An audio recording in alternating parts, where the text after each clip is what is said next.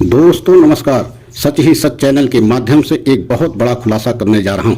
जैसा कि आप सभी लोग जानते हैं कि राहुल गांधी को सांसद सदस्यता एक तरीके से छीन ली गई है और उनको 2 साल की सजा भी सुनाई गई है। और इसी के तहत राहुल गांधी की सजा को लेकर के योगेंद्र यादव समाज सेवी सौराष्ट्र इंडिया के जो अध्यक्ष हैं और जो अन्ना हजारे के आंदोलन में बढ़ चढ़ के हिस्सा लिया था, योगेंद्र यादव ने एक बहुत बड़ा खुलासा किया है। और आज सभी देशवासियों को बताएंगे कि इस खुलासे के माध्यम से यह साबित हो रहा है कि राहुल गांधी की सदस्यता को लेने के लिए, राहुल गांधी की सदस्यता छीनने के लिए एक बहुत बड़ी प्लानिंग एवं साजिश के तहत जो है कार्रवाई की गई है। और आज उसका सिलसिलेवार हम खुलासा करेंगे कि किस तरीके से उनकी राहुल गांधी की संसद छीनी गई और उनको सजा दी गई और उनको किस तरीके से संसद से दूर रखा गया कि वह कोई और तीखे सवाल जो है मोदी सरकार से न पूछ सके। तो आप सभी देशवासियों को बताना चाहते हैं कि 13 अप्रैल 2019 को कोलार कर्नाटक में एक चुनावी रैली में भाषण दिया था राहुल गांधी। और उसमें राहुल गांधी ने कहा था कि जिन चोरों का नाम आ रहा है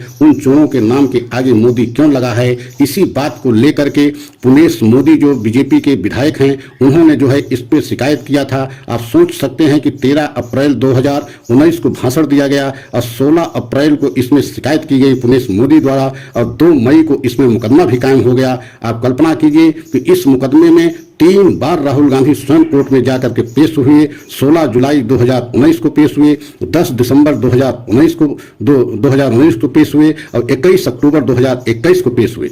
इसी दौरान जो है पुनेश मोदी ने कोर्ट से कहा कि हर तारीख पे राहुल गांधी की उपस्थिति जरूरी है। इस बात को लेकर के कोर्ट सहमत नहीं हुआ। कोर्ट का कहना था कि हर जो है तारीख पे राहुल गांधी की उपस्थिति जरूरी नहीं है क्योंकि वह एक विपक्ष के बहुत बड़ा नेता हैं। और इसी बात पर जो है नाराज होकर पुनेश मोदी स्वयं हाई कोर्ट से जाकर के स्टे लाते हैं। आप कल्पना कीजिए, जिनकी द्वारा FIR लिखाया गया है उन्होंने जाकर के स्टे लाया और उस केस को रुकवा दिया और उस केस को तब तक रुकवाया कि आप सोच नहीं सकते हैं कि एक प्लानिंग की और एक साजिश की बू आ रही है। और आप सोचिए कि 7 फरवरी 2023 को अडानी के मामले को लेकर के संसद में जिस तरीके से राहुल गांधी ने मोदी अडानी के रिश्तों को लेकर के घेरा एवं तीखे सवाल किए, उससे पूरी बीजेपी तिलमिला गई थी और बीजेपी को लगने लगा था कि अब किसी न किसी तरीके से राहुल गांधी को संसद से दूर रखा जाए, अन्यथा पूरे देश के सामने मोदी अडानी के चरित्र को उजागर कर दिया। और उससे बीजेपी एकदम हैरान और परेशान हो गई। और यही वजह है, आप कल्पना नहीं कर सकते हैं कि 7 फरवरी 2023 को संसद में राहुल गांधी के द्वारा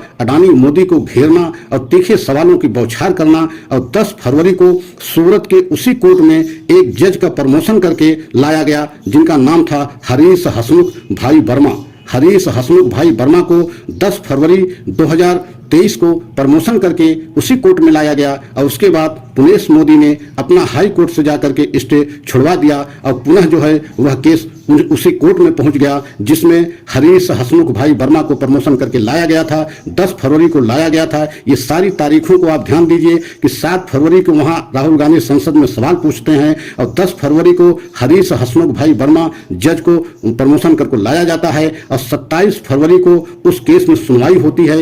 एक ही सुनवाई की जाती है 27 फरवरी 2023 को और 23 मार्च 2023 को उनको सजा दे दी जाती है। तो आप कल्पना कीजिए कि यह कार्यवाही जो की गई ये सही चीज है कि कानूनी कार्यवाही की गई, लेकिन इसमें एक तरीके से प्लानिंग एवं साजिश की बू आ रही है क्योंकि जिस तरीके से पुलिस मोदी द्वारा ये पूरा कदम उठाया गया और 7 फरवरी को जिस तरीके से संसद में राहुल गांधी बीजेपी से खासकर मोदी से अडानी को लेकर के सवालों की बौछार किया, उससे भी एक तरीके से बीजेपी एकदम बौखला गई। क्योंकि बौखलाहट उसी समय मालूम पड़ गया था जब राहुल के द्वारा पूछे सारे सवाल जो है संसदीय कार्य प्रणाली से वहां संसदीय कार्य प्रणाली से हटा दिए गए। इससे ही साबित हो गया था कि राहुल के सवाल बहुत जो है बीजेपी को चुभ रहे थे। और यही वजह थी कि यह सारी प्रक्रिया अपनाई गई और बहुत ही एक तरीके से साजिश और प्लानिंग के तहत 10 फरवरी को हरीश हसमुख भाई जज को प्रमोशन करके लाया गया और 27 फरवरी को मात्र एक ही सुनवाई की गई और दूसरी सुनवाई 23 मार्च 2023 को उनको सजा दे दी गई। और सजा भी वो दे दी गई कि जिससे उनकी सांसद सदस्यता चली जाए।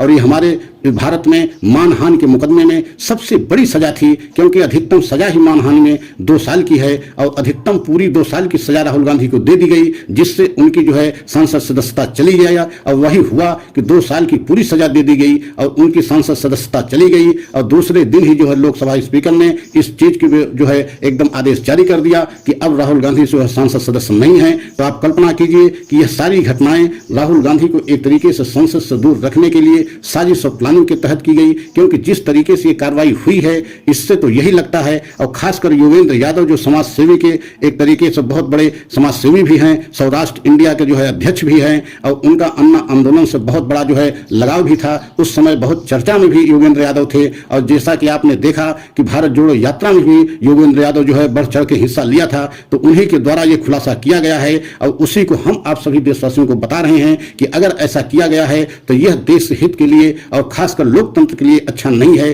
क्योंकि किसी चुने हुए सांसद को प्लानिंग और साजिश के तहत उसको सांसदी से दूर रखा जाए और सदन में न पहुंचने दिया जाए, तो यह हमारे देश के लिए आने वाले समय में अच्छा नहीं होगा। और अगर हमारे सभी देशवासियों को यह सच अच्छा लगा हो तो लाइक सब्सक्राइब करें, कमेंट के द्वारा अपनी राय अवश्य दें कि क्या ऐसा राहुल गांधी के साथ किया जा सकता है या किया गया होगा। ये सारी बातें हम आप पर छोड़ते हैं, लेकिन हमारे द्वारा जो बताई गई बातें हैं वो योगेंद्र यादव जो समाज सेवी एवं सौराष्ट्र इंडिया के जो है अध्यक्ष हैं, उनके द्वारा ये बातें बताई गई हैं। उसी आधार पर हम सभी देशवासियों को सच ये बता रहे हैं। अच्छा लगा हो तो लाइक सब्सक्राइब करते हुए कमेंट करें, अगले सच की प्रतीक्षा करें। जय हिंद, जय भारत।